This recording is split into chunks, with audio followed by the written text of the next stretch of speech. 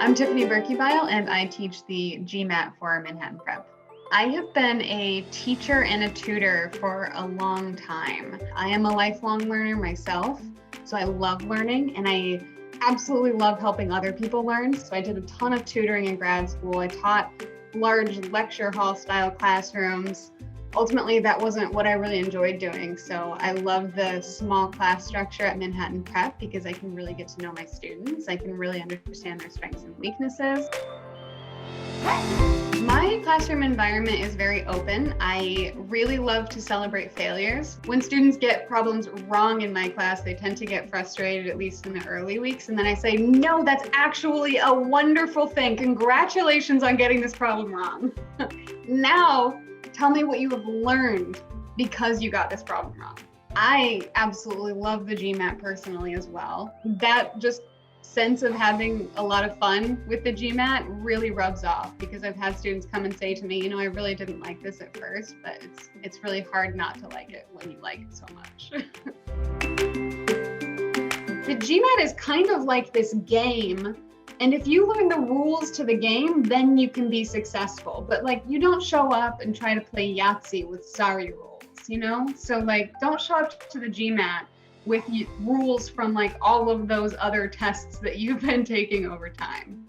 Instead, you really have to show up to the GMAT hey, this is a game. It's a puzzle I'm trying to solve. It's something totally new that I've not experienced before.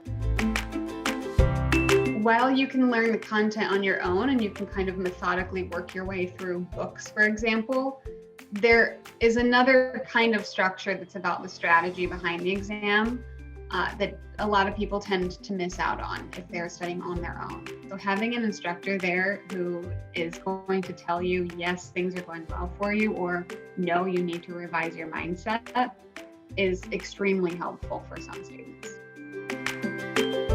Outside of Manhattan Prep, I currently work in marketing. Communication is one of the things that I enjoy the most, which also means that I spend a ton of time reading because I love to learn about other people's styles of communication. I love to hear other people's stories and read about those.